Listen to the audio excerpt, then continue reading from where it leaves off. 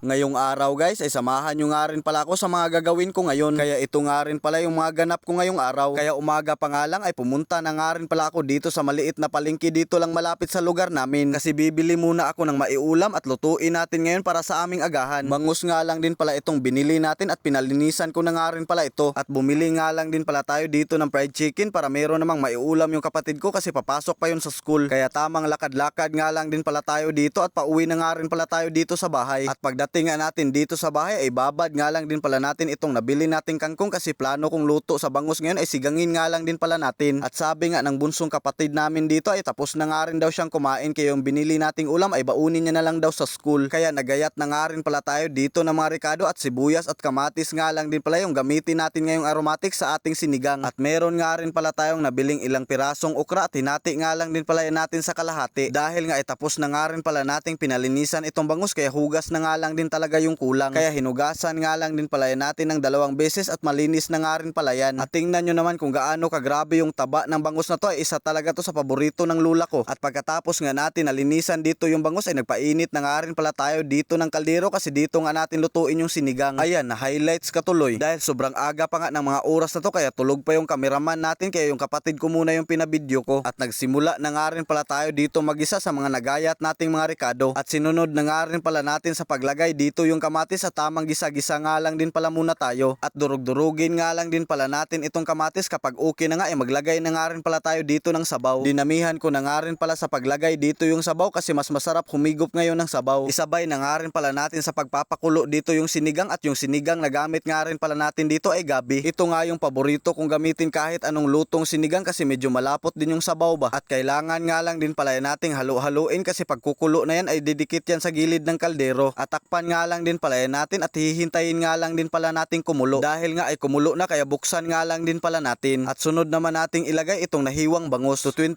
nga pala yung 1 kilo nito dito sa lugar namin at 1 piraso nga lang din pala yung binili ko. At sunod naman natin ulit itong takpan at atin muna itong pakuluan. Dahil ay kumulo na naman ulit kaya binuksan ulit natin. Kaya sunod na nga rin pala tayo dito naglagay ng bitsin at yung mga gulay. Tapos na nga rin pala nating mahimay-himay itong kangkong at nahugasan na nga rin pala natin ito. At sa mga nagtatanong nga kung bakit di na tayo nakapag-vlog dun sa bukid, pasensya na kayo guys kasi sobrang busy na nga rin talaga natin at sobrang dami na nga rin talaga nating ginagawa. Kaya minsan na nga lang din talaga tayong makapunta dun sa bukid pero pag pupunta naman tayo sa bukid ay di rin natin nabablog. At maraming salamat nga rin sa mga nangangamusta sa lula at lolo ko. Ilang vlog na nga rin talagang hindi ko na sila naipakita kasi minsan hindi na rin talaga kami magkasabayng kumain. Dahil sa sobrang dami na nga rin talaga nating ginagawa at sobrang busy na nga rin talaga natin. Dahil araw ngayon na merong dadaan na truck na mga basura kaya kinuha ko na nga rin pala yung plastic dito na lagayan sa mga basura para matapon natin ito at mapalitan natin ng bagong plastic. Medyo luubin nga rin talaga itong dito sa lugar namin kaya medyo malayo din kami kunti dito sa highway. At yan nga pala yung motor natin yung araw-araw nating ginagamit. At dahil nga wala na nga rin palang laman itong lagayan namin ng tubig kaya dinala ko na nga rin pala para mapalitan natin ng bago. At pagkatapos nga ng mga gawain natin dito sa bahay ay aalis nga lang din pala muna tayo saglit kasi meron lang tayong importanteng bilhin. Kasi bibili nga pala tayo ngayon ng asiti sa motor kasi kailangan na natin yung i-change oil. At ibang motor nga rin pala muna yung gagamitin natin dito at sa kaibigan ko nga rin pala ito. May kunting problema kasi yung motor natin at ikwento ko na nga lang din pala sa inyo sa sunod pa nating mga vlog. Syempre kasama din natin dito yung cameraman natin kasi mahirap din kapag tayo lang mag-isa ay medyo mahiya pa naman tayo mag-vlog sa mga public na lugar. Maganda din yung may kasama at taga-video tayo para mabawas-bawasan din kunti yung kababa. At sa ilang minutong biyahe nga lang din pala namin ay nakarating na nga rin pala kami dito sa city. Diretso na nga rin pala tayong pupunta dito sa land bank kasi magwi-withdraw tayo ng pang-allowance at pangbili na nga rin pala ng change oil. Naalala ko pa talaga dati nung nagkuha ako ng ATM dahil first time ko nga ay sobrang kaba ko nga rin talaga. Pero madali nga lang din naman talagang kumuha lalo na kapag kumpleto ka ng requirements ay wala din naman talagang problema. Lalo na kapag mahawakan mo yung ATM mo ay sobrang saya nga rin naman talaga. At di ko na nga rin pala naipakita sa inyo nung bumili na tayo ng oil sa motor dahil nagmamadali na nga rin talaga kami kasi sobrang sakit na nga rin talaga ng sikat ng araw. At nung pauwi na nga rin pala kami ay dito nga lang din pala kami dumaan sa kabila dito sa may diversion road kasi malapit nga lang din pala ito dito sa lugar namin. Kasi yung paglabas natin dito ay doon na sa mismong lugar namin. Kaso ang problema nga lang din talaga dito ay di pa tapos yung kalsada kaya makadaan ka pa ng unting paputik-putik. Kaya kahit malapit nga yung city dito kapag dito tayo dadaan ay mas madalas pa talaga kaming dumadaan doon sa kabila. Pagdating nga natin dito sa Bilyaran ay meron nga rin pala ditong nagpo-food trip kaya makakakain na naman tayo ngayon ng libre. Kaya umuwi nga lang din pala tayo sa bahay at naligo para presko din tayong tingnan ba. Kaya hanggang dito na nga lang din pala yung video natin ngayong araw guys. Kaya kung nakaabot kayo sa video na to ay maraming salamat palagi sa panonood nyo.